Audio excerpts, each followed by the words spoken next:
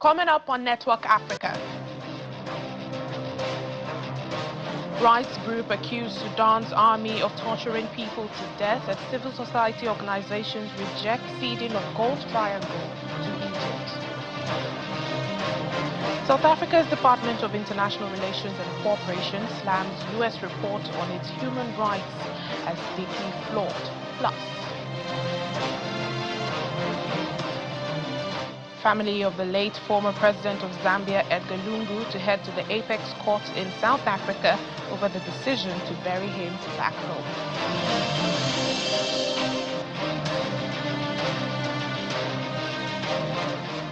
Hello and welcome to the program. I'm Layo Olarinde. Let's begin this week with stories and happenings that made headlines over the weekend. Over the weekend, at least 9 people were reportedly killed in an attack in Eastern Democratic Republic of Congo. Locals report that the attack was carried out by the Islamist Allied Democratic Forces ADF against civilians in Oicha, the capital of Beni territory in North Kivu, looting shops and setting fire to homes. Meanwhile, local authorities stated that the Congolese armed forces have reinforced protection measures and are pushing the assailants. In Dakar, the torrential rainfall submerged neighborhoods across the Senegalese city, triggering severe flooding that paralyzed parts of the capital. Residents of the Grand Yoff and Unit 24 neighborhoods battled flood waters, including at a severely affected mosque. The deluge followed a weather alert issued by Senegal's National Agency for Civil Aviation and Meteorology, ANACIM. Rains continued until Saturday, accompanied by strong winds. Information important. On Saturday, former Ivorian President Laurent Gbagbo, leader of the African People's Party, led a mass rally in Yopougon to oppose incumbent President Alassane Ouattara's bid for a 4th term. Mr. Gbagbo maintained that he will not allow the country's independence to be treated in a caricatural way. Mr. Gbagbo, alongside former Prime Minister Guillaume Soro, is barred from standing in the upcoming election due to court convictions. Current Ivorian President Alassane Ouattara, now 83 years, won a 3rd term in 2020 after a constitutional change reset presidential term limits.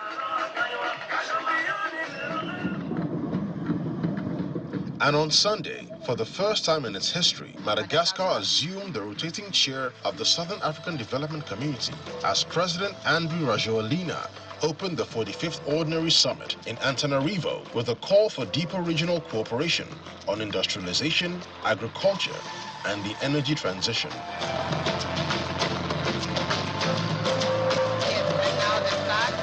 President Rajoelina hailed the importance of regional self-reliance and urged member states to expand intra-African trade. He further praised his predecessor, President Emerson Mnangagwa, for his commitment to regional solidarity and cooperation, pledging to carry his new role with fervor and determination. Madagascar will hold the SADC chair for the next 2 years. Well, still on stories that made headlines over the weekend, Ghana held a final event, a state funeral for 8 officers and personnel who lost their lives in the tragic helicopter crash of August 6, 2025. It was held at the Black Star Square in Accra on Friday, where mourners paid their final respects to the officials who lost their lives in Adansi Akrofuom. Hundreds of mourners, including relatives of the deceased, dignitaries and military officials, gathered at the stands of the square. The coffins of the victims were draped in the colors of the national flag at the solemn ceremony. The ceremony was presided over by the President of Ghana, John Dramani Mahama, who stressed that even after the funeral, the country will mourn a tragedy that deeply scarred the nation. Today's events conclude the state funeral for the 8 officers and personnel who lost their lives in the tragic helicopter crash of 6th August 2025. Though I'm sure that individually and collectively, our nation will continue to mourn as we find ways to hold tightly the memories of these men and to honor their legacies. There is no making sense of what happened.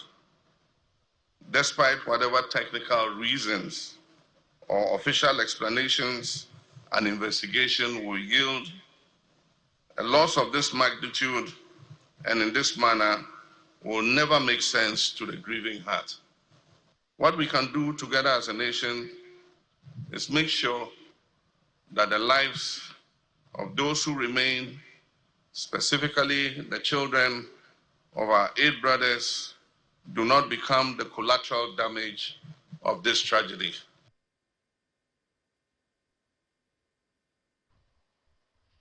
So our main stories for today: South Africa's Department of International Relations and Cooperation, DICO, has strongly rejected the U.S.'s latest report on the country's human rights conditions, describing it as inaccurate, biased, and a distortion of the country's constitutional reality.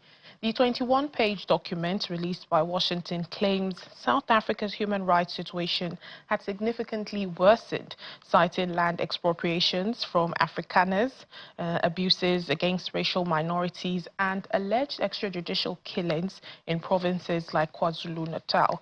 The department has also criticized the U.S. for issuing judgments on other countries while refusing oversight by international mechanisms such as the UN Human Rights Council. Or elsewhere in South Africa, even as the country reflects on 30 years of democracy and addressing the nation's challenges, the Government of Unity held an inaugural national dialogue. About 13,000 meetings are expected to be held across the country, and this is to allow citizens to raise their concerns and confront realities. While delivering his speech, President Cyril Ramaphosa says the national dialogue is a call to debate and discuss. While many organizations put this event under scrutiny, the president has urged South Africans to ensure that they play their part. Well, joining us now for more on this, especially the national dialogue in South Africa, is our correspondent, Innocent Samosa, in Johannesburg. Hello, Innocent. Oh, many South Africans feel that, these national dialogues often don't translate into real change. How do you see this process to be different? Are they confident this will be different and perhaps lead to tangible solutions? Yeah, indeed, colleague. A very good evening to you and our viewers around the world. Yeah, so in fact, outside that convention, people were in fact protesting. They feel that the government has essentially hijacked this convention. Initially, the convention was supposed to be chaired by civil society groups, and government was supposed to just fund this process.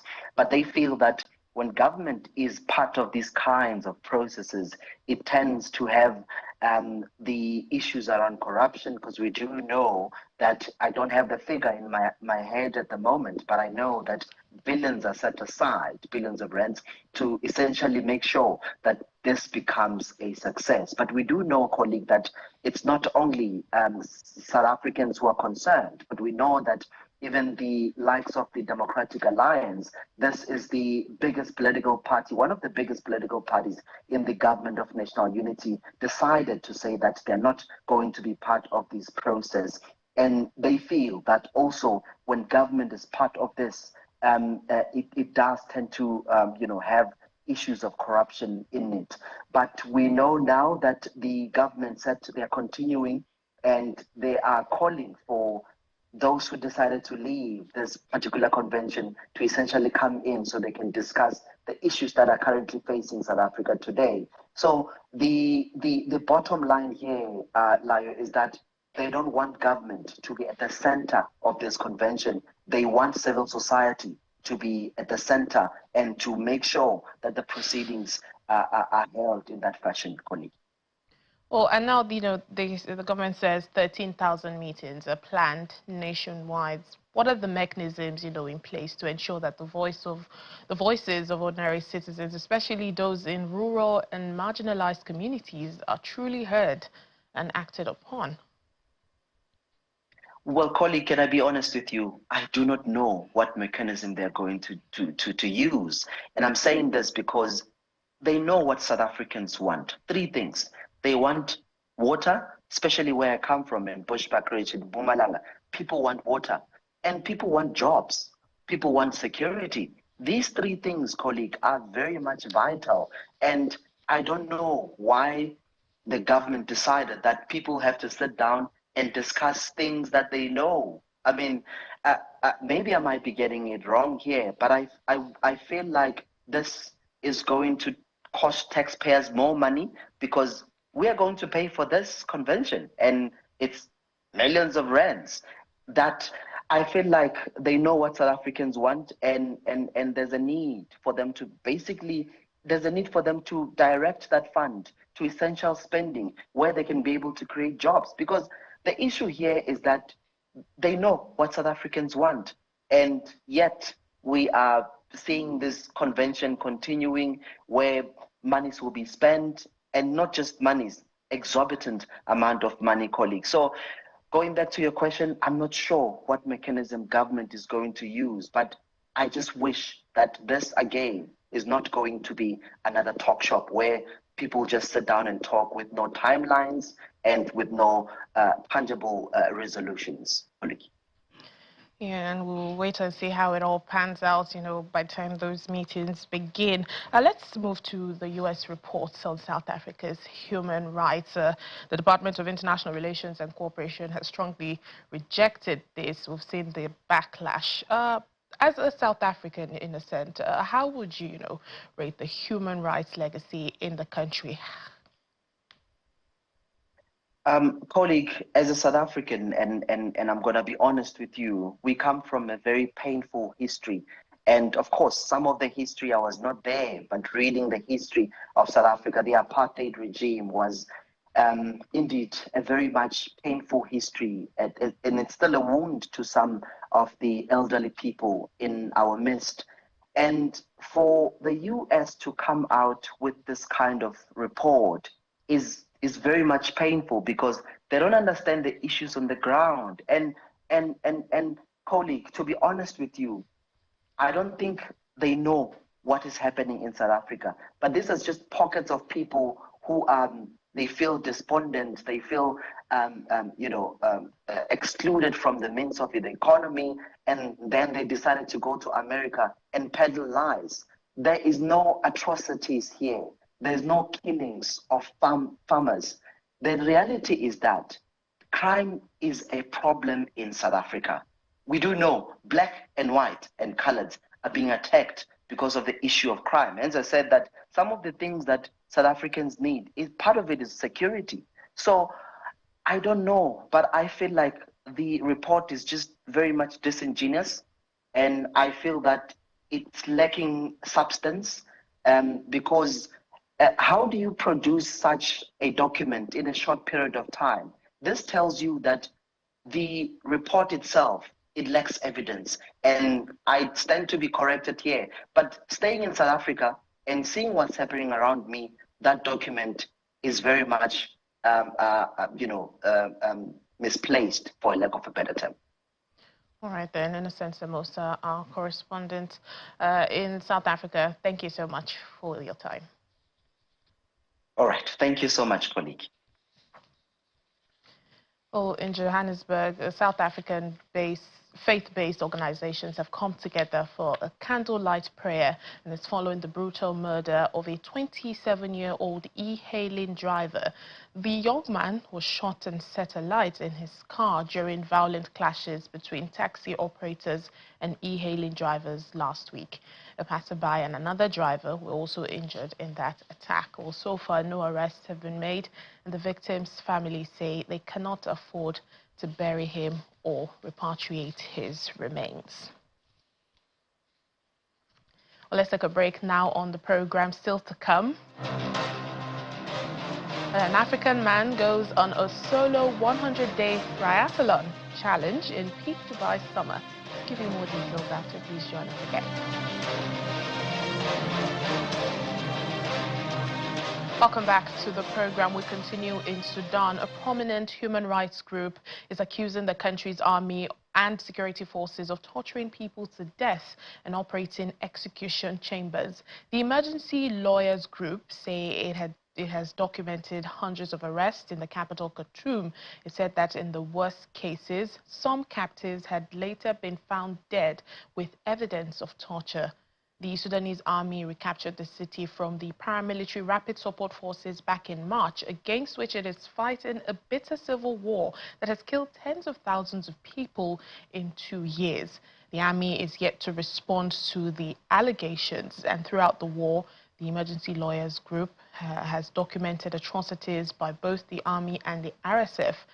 The fighting has sparked one of the world's worst humanitarian crises. 12 million people have been forced from their homes, and famine has been declared in parts of the country.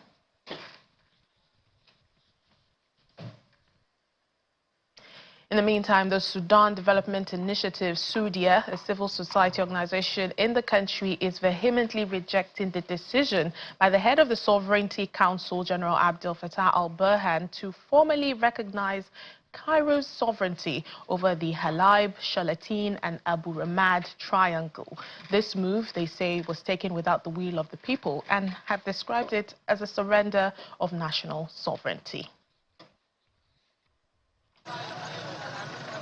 Sudanese citizens are already enduring one of the worst wars in the nation's history and are now confronting another crisis, this time over their country's borders. The Halab, Shalatin and Abu Ramad Triangle, a disputed region along the Egypt-Sudan border, has been a long-standing point of contention between the two countries. Sudan Sovereignty Council leader Abdel Fattah al-Burhan has now formally recognized Egypt's control of the triangle, a disputed area along the Red Sea. The territory covers more than 20,000 square kilometers and is rich in phosphate and manganese. For decades, it's been more than just contested land. For many Sudanese, it symbolized their country's historical right to its borders.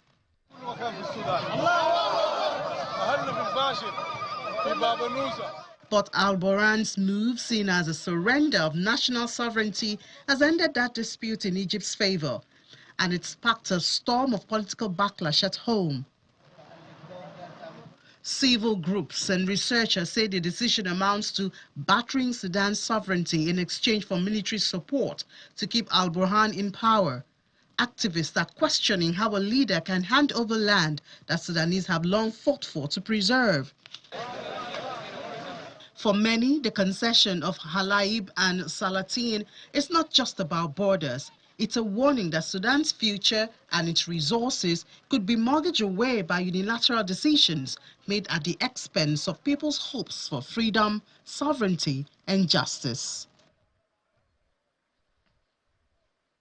The Pretoria High Court in South Africa has indefinitely postponed the application for leave to appeal in the repatriation case of the late former Zambian President Edgar Lungu. The decision allows the Lungu family to proceed with its application for direct access to South Africa's apex court. President Lungu passed away a few months ago while receiving treatment at a hospital in Johannesburg, South Africa.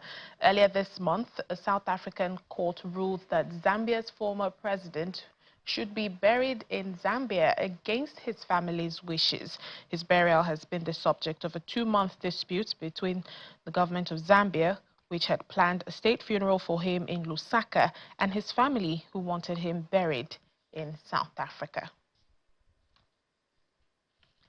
A Togolese immigrant who once worked as a security guard in Nigeria is making impact as an endurance athlete in the United Arab Emirates. 42-year-old Gani Suleiman, who has lived in the UAE for 8 years, is taking on his most daring challenge yet, a triathlon a day for 100 consecutive days. While he hopes to motivate other immigrants to become positive contributors to the society and also to get a Guinness World Record for his feat, he's also raising funds for a local children's hospital. Channels TV's Mayowa Adegoke has more on this. And going to the water now. 4:30 a.m. local time in Dubai, and Togo-born endurance athlete Gani Suleiman is ready to start his 100-day triathlon challenge for the Guinness Book of World Records. I feel a little bit nervous, but it's just the excitement.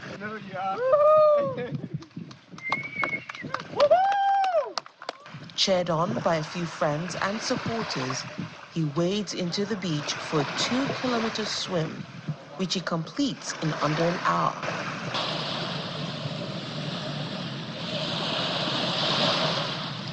Up next, cycling for 80 kilometers, followed by an 18-kilometer run, all as the desert temperatures pick up with the sunrise. I do them for a good reason. So I said to myself, when I go to sleep, I ask always myself, what do I do today to help someone? What did I do to put a smile in someone's face? What did I do today to change someone's life or to contribute on someone's getting a better life? That's why I always do those challenges to raise funds for charity. Repeating this challenge for 100 days is no easy task. And same can be said about his journey as an immigrant who once lived in Nigeria working as a security guard and driver. Still, where I was working as a security guard, they love what I do, and they put their trust in me, and they put their properties in my hand, so I take care of all their properties and everything.